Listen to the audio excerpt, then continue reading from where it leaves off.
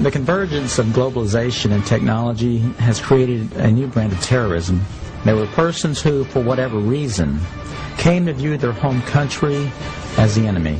The kind of right-wing, religious-based domestic terrorism. Disturbing news tonight about homegrown terror. Part of this is big change in the White House, a new cultural experience, and some of the crazies are coming out of their closet. Right now, it looks like there is no connection between the men arrested and any known terrorist cell. Homegrown. Homegrown, I should say. Now saying pro-lifers, people that believe in end-time prophecies, people that are opposed to the administration's position on immigration, those of us that are standing up for the sanctity of life and for the sanctity of marriage, all of those are now potential, and this is what they're saying, domestic terrorists. It's a terrorist next door that could be our bigger threat. They call people who believe in the sanctity of life, who believe in owning firearms, who believe in serving their country in the military and coming back, who are very concerned about the policies that this nation is embarking on, spending too much money, taxing too much. It's all listed right here. These are the domestic right-wing extremists. 1 million names under the watchful eye of the United States.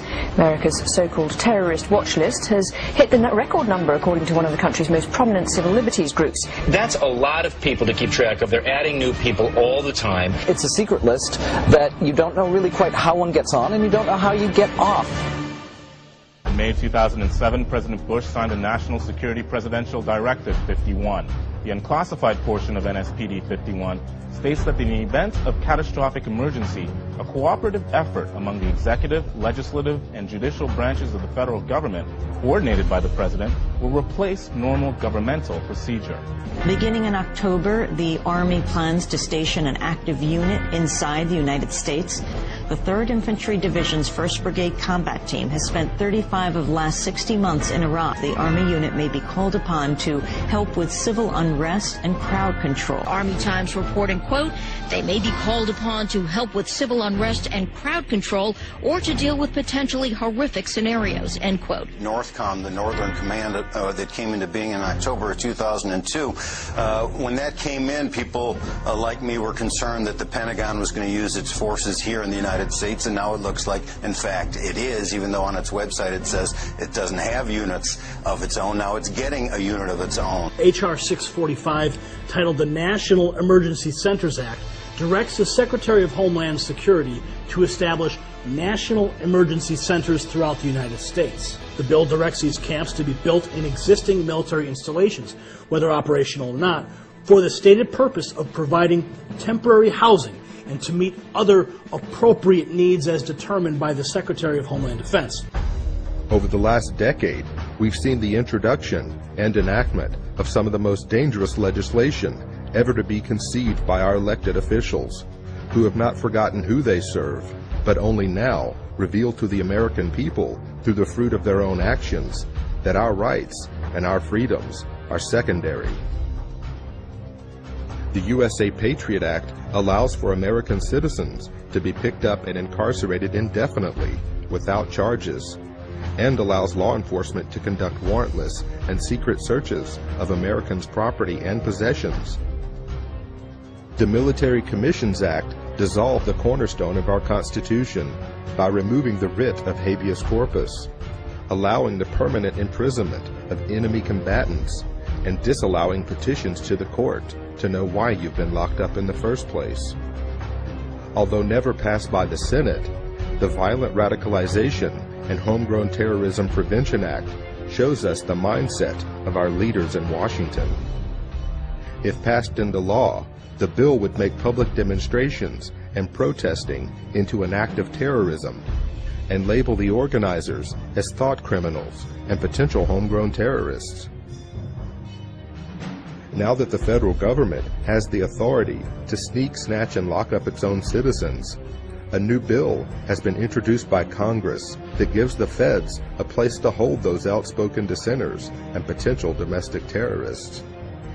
The National Emergency Centers Establishment Act, or H.R. 645, allocates military bases to be converted into FEMA emergency centers. It also mandates that these camps be built complete with public works, medical, and educational facilities, just like the Japanese internment camps of the 1940s. If we look at American history between 1942 and 1947, the data that was collected by the Census Bureau was handed over to the FBI and other organizations at the request of President Roosevelt, and that's how the Japanese were rounded up and put into the internment camps. They're saying that if somebody who is connected with Acorn, now working for the U.S. Census, shows up at your door, knocks on it, and demands to know your race, your employment status, the name of everybody in your household, whether you've ever received food stamps, and your phone number, and everybody else's phone number, and you say, I'm not really comfortable giving that to you, you're going to get fined $5,000. The United States government between 1942 and 1947 passed the Second War Powers Act. They used the U.S. Census information to round up the Japanese and put them in the internment camps. Right. Americans were told that they wouldn't have their information used against them. They did. The government doesn't build things that are not needed or that there aren't contingency plans that say there's a reason for them. Also, it's been reported by WorldNet Daily that the Department of Homeland Security has already awarded nearly a $400 million contract to Halliburton to build some temporary detention centers on an as-needed basis. History of government, not just American government, but the history of government well enough to know that most governments acquire power and they do not like dissent. We are losing our freedoms in the United States. Most Americans do not realize that we have free speech zones in the United States. I mean, talk about an oxymoron. You know, all of the 50 states are a free speech zone. You're an American. That by definition creates a free speech zone. We have freedom of speech because we stand up and say what we think, not because the Founding Fathers ratified the First Amendment in 1791. So if we're losing the free speech zones, the governments in general throughout history have tried to quell dissent by controlling the media, which we already have in this country, and by generating fear of confrontation. Several things are occurring. One is that our system of justice is being changed. We're shifting from equal justice, where every human being has certain unalienable rights to life, liberty, and property, etc., to a system of social justice where no one has any such right, but where people are judged based upon the group that they're part of. Once you label someone in a derogatory manner, an extremist, a potential militia member, terrorist, whatever term is used, for some people the moniker will remain. Before you can persecute a people, before you can incarcerate large numbers of people, you have to marginalize them. You have to create the image that these people are dangerous to society, or they're extremists or radicals. Call them what you will. But marginalize them from the mainstream of society so that at that point the rest of society will accept the persecution that might result upon this group. It's been an age-old strategy that's worked in every totalitarian regime in the history of the world, and that's why we're concerned here in the United States when we see this kind of marginalization going on about people who voted for Ron Paul or people who voted for Chuck Baldwin.